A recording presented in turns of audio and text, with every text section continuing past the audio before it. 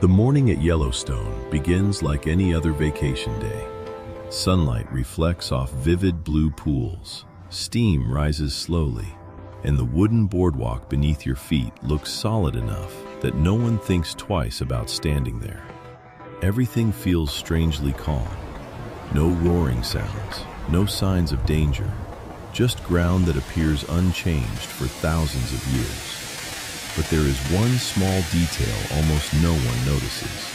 A pale white patch of earth near the edge of the path. It looks like stone, yet somehow doesn't behave like stone if you linger too long. Most people who die in Yellowstone never hear a warning. No screams, no chase, no dramatic moment that gives them time to turn back. Just a single step that feels harmless, taken in a place never meant to support human weight. Yellowstone isn't dangerous because it's violent.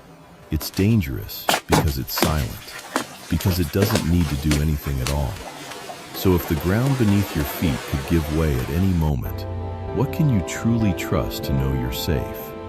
In this video, we go back in time to understand how one of the most beautiful places in America became a place that rarely gives second chances.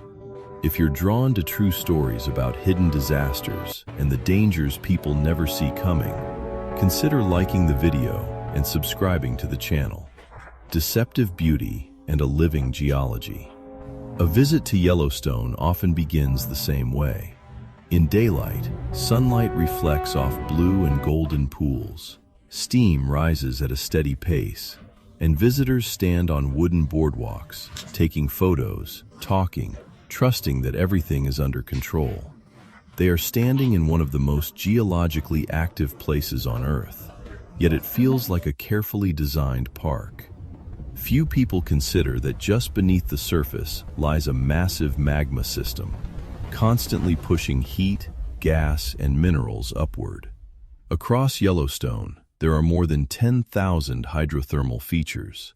More than half of the world's active geysers are found here, but most of them do not erupt violently. They simply sit still. The pools shimmer in shades of blue, orange, and gold, colors that look almost unreal.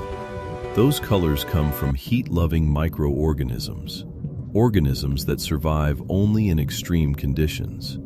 They are not signs of safety. They are indicators of intense heat and powerful acidity. Surrounding many of these pools is a pale white crust. From a distance, it looks like stone. Up close, it still looks like stone. This crust is made of silica sinter, a mineral deposited over time by hot water. It appears dry, solid, unmoving. But beneath it are near boiling water and invisible toxic gases. What makes Yellowstone dangerous is not a lack of rules. Boardwalks are built. Warning signs are everywhere. The gap lies somewhere else. The human brain did not evolve to recognize motionless threats. We react to movement, to sound, to something rushing toward us. Ground that does not move, does not make noise, does not change shape, is instinctively labeled as stable. And that belief shapes most decisions here. That ground is something you can stand on. That caution is enough. That danger, if it exists, will be obvious. But what happens when something that looks like stone is not stone at all? When the only warning sign is a surface that looks perfectly still? If danger cannot be seen, how does a person know when to stop? Colin Sabol, 2016. When the ground is no longer ground. Every year, millions of people step off the designated paths in Yellowstone. Most of them turn back after a few steps, but not everyone does. In the summer of 2016, Colin Sabol, 23 years old, visited Yellowstone with his sister. They stopped at Norris Geyser Basin, one of the most acidic areas in the entire park. Steam rose steadily from the ground. The surface was streaked with white and yellow. The pools sat still, no eruptions, no movement. At that moment, nothing looked dangerous. Colin had just graduated from college. The trip was a brief pause before returning to ordinary life. They knew the area had restrictions, but they also believed that being careful would be enough. They stepped off the boardwalk. They were looking for a place to hot pot, an activity strictly prohibited in Yellowstone's thermal areas. The rules existed. The warning signs were there. But the distance between the boardwalk and the surrounding ground did not look significant enough to stop them. Colin moved closer to one of the pools. He crouched down to check the water. He placed his weight onto the pale mineral crust at the edge. The surface made no sound. It did not crack. It gave no warning. In a single moment, it collapsed. The water beneath was at boiling temperature, combined with sulfuric acid and dissolved minerals. Soft tissue began to break down within seconds. There was no time to react, no space to step back. His sister had been recording video. She dropped her phone and rushed toward him, but there was nothing that could be done from that distance. There was no cell signal, no one close enough to intervene. When rescue teams arrived, parts of Colin's body were still visible in the pool. His clothing could still be identified, but his body was no longer intact. Worsening weather conditions forced recovery efforts to be postponed. The next morning when they returned, there was nothing left to recover. The hot, acidic water had completed its work. Only a wallet remained, and a pair of flip-flops. A human being disappeared completely overnight. How small does a decision have to be before there is no chance to undo it? Not one person, but an entire system that kills. Colin was not an isolated case. He was one point in a pattern that has repeated itself at Yellowstone for more than a century.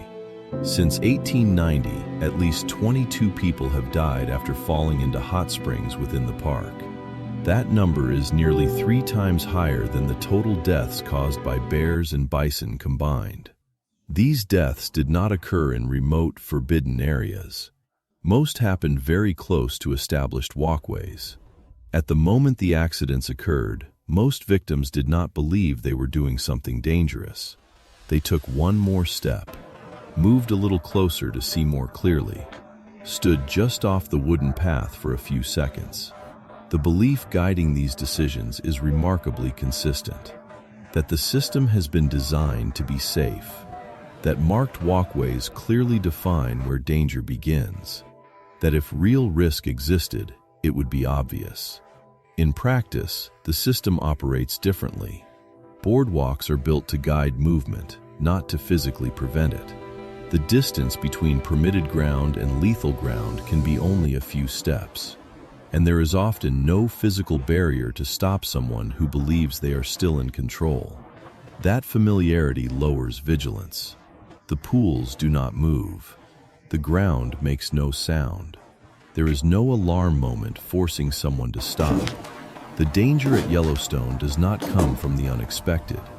It comes from what repeats often enough to feel normal. A silent environment. A system that allows people to move closer day after day until there is no margin left.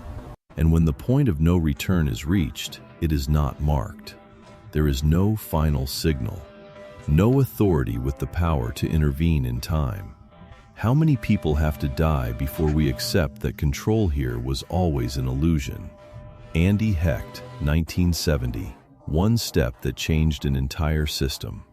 One of those deaths forced Yellowstone to change forever. In 1970, Andy Hecht, 9 years old, was visiting the area near Crested Pool with his family, not far from Old Faithful. It was an ordinary day of sightseeing. Visitors walked along narrow wooden paths, standing close to steaming pools, trusting that the boundary of safety had already been clearly defined. At that time, the boardwalk had no railings. Its design required visitors to make a sharp turn to the right, directly beside the pool. There was nothing separating the walkway from the water except a few wooden planks laid over pale ground. Andy was walking ahead of his family. He wasn't running. He wasn't misbehaving. He didn't intentionally step off the path. He simply walked straight instead of turning. The distance between the boardwalk and the pool was almost non-existent. Andy fell into Crested Pool, where the water temperature was close to 200 degrees Fahrenheit. The moment his body entered the water, his ability to react was nearly eliminated. Witnesses later said Andy tried to move for a few seconds. Then he disappeared beneath the surface. His family was right there. There was no way to reach him, no time, no authority capable of intervening fast enough. Andy's death was not treated as an isolated accident. It became a point that could no longer be ignored in how Yellowstone was designed and operated. Afterward, railings began to appear. Warning signs were redesigned. Safety distances were reevaluated across the entire U.S. National Park system. A 9-year-old child could not change his own outcome, but his death forced an entire system to acknowledge that its design had failed. How many lives does it take to change a design? David Alan Kirwan, 1981. When the rescue instinct kills. Not everyone who dies in Yellowstone slips or falls. Some die because of a choice they make themselves. In the summer of 1981, David Alan Kirwan, 24 years old, was visiting the area near Yellowstone Pool with a friend.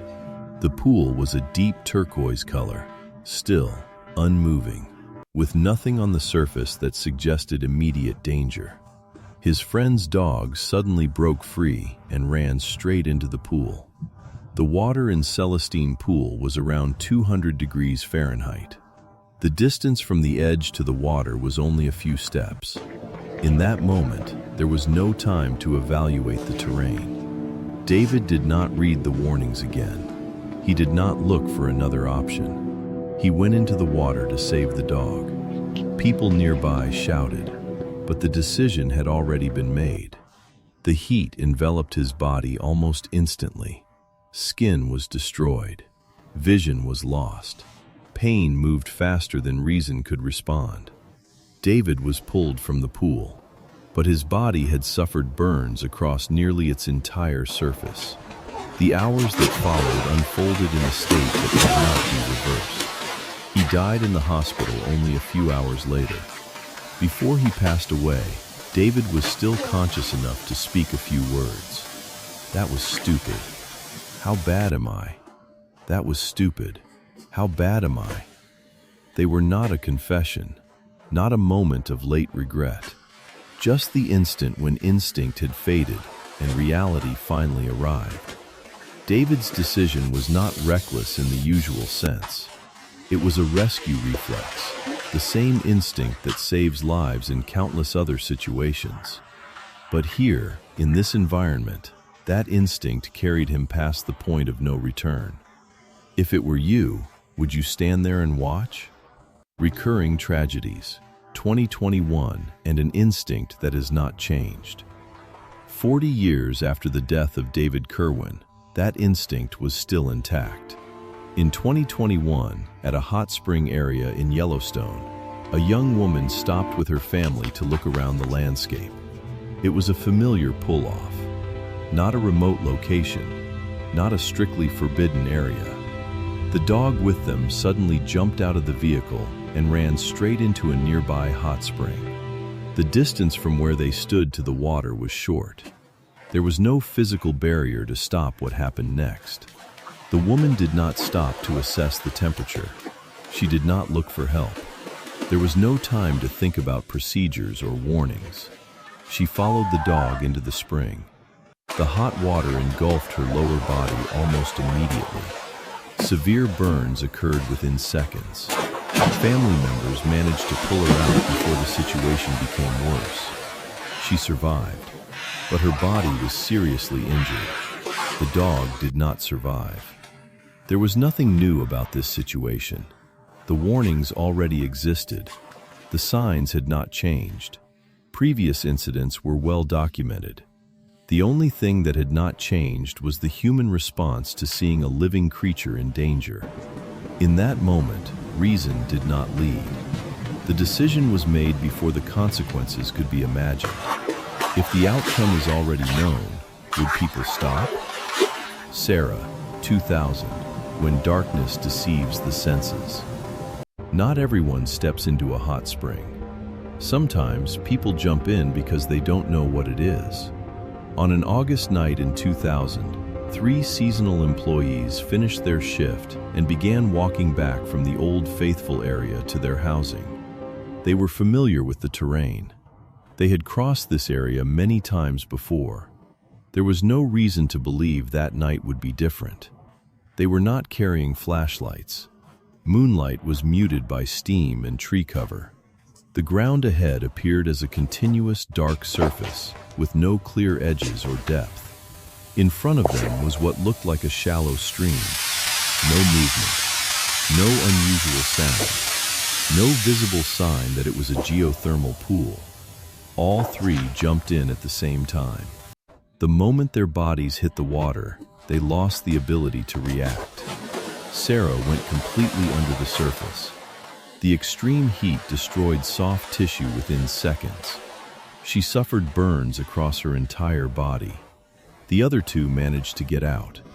They were badly burned but still able to move. Sarah was pulled out afterward, but the damage had already passed every threshold of recovery. She survived for 15 more hours. At night, the human eye loses its ability to distinguish between steam and water. Surfaces that appear flat, still, and familiar during the day become unreadable in darkness.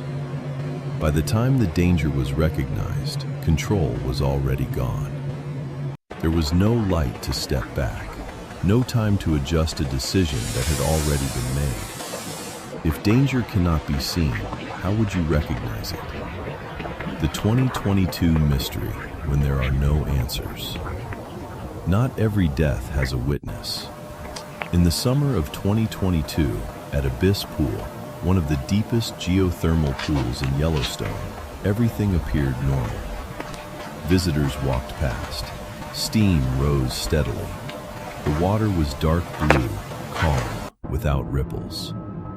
Abyss Pool is more than 15 meters deep. Its temperature is not the highest in the park, but its depth and chemical properties make it especially difficult to access, even for rescue teams. No one was reported missing. There were no calls for help. No moment was recorded. Nearly 2 weeks later, a visitor noticed something floating on the surface. It was a shoe. Inside it was part of a human foot. When authorities investigated, there were no signs of a struggle, no evidence of a crime, no indication of how the person had reached the pool, no clarity on where they had been standing before they went in. The victim was eventually identified, but the sequence of events was not. It was unclear whether this was an accident, unclear whether disorientation played a role, unclear whether anyone else was involved. Only the outcome was certain. A body entered Abyss Pool, and no story ever came out with it. What is more frightening, death itself, or never knowing what actually happened? The winter accident of 1988, when snow conceals death. When light disappears, or when snow covers everything, Yellowstone becomes dangerous in the same way. On a winter night in 1988, a group of employees working near the Old Faithful area set out on a nighttime ski trip.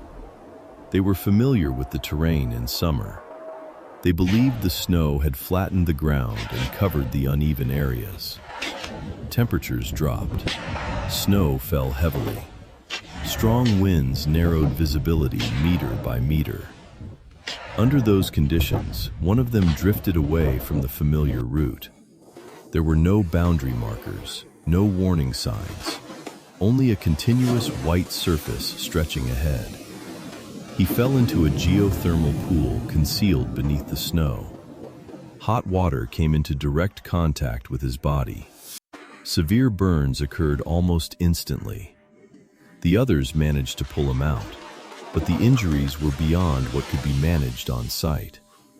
They tried to keep him conscious as weather conditions continued to worsen. Rescue could not reach them immediately. The snowstorm grounded aircraft. Ground access was cut off. Time stretched on while burn injuries continued to overwhelm his body. By the time rescue teams were able to reach the area, the man had died. In winter, snow turns geothermal pools into something that looks like solid ground.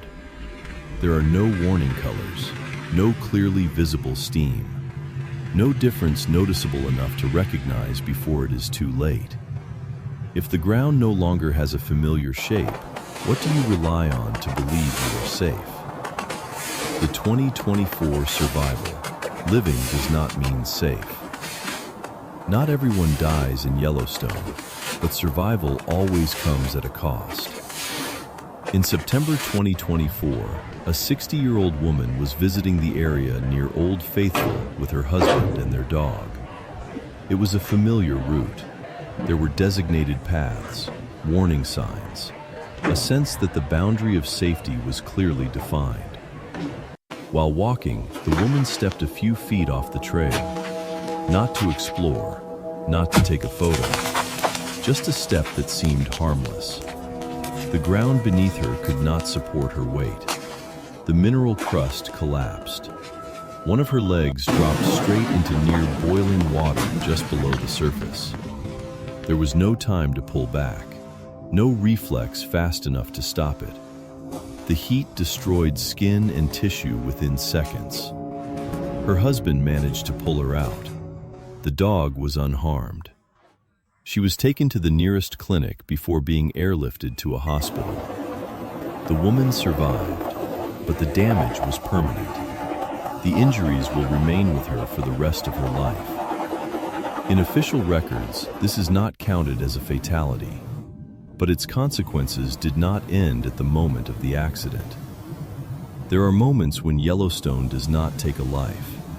It only takes away the ability to return to the life that existed before. Yellowstone is not cruel. It simply does not care. The ground does not know who is standing on it. The hot water does not distinguish between a visitor and a local. Nature here does not punish. It only operates the way it always has. Across years, across names, across bodies that vanished or survived with permanent injuries, one thing becomes clear. In a place where the ground itself can dissolve, human confidence has no value. Only distance does, and humility in the face of what cannot be controlled. Railings were added, boardwalks were redesigned, warning signs were repositioned, not to make Yellowstone completely safe, but to remind people that this place was never theirs. The pools are still there, steam still rises every day, and these stories remain as part of a collective memory, tied to every wooden plank and every step taken more carefully. In Yellowstone, a single wrong step does not give you a second chance. If today you were standing in front of a place so beautiful it feels harmless, would you trust your instincts or the distance you choose to keep? If you found this worth reflecting on, please like the video, subscribe to the channel, and leave a comment with your thoughts.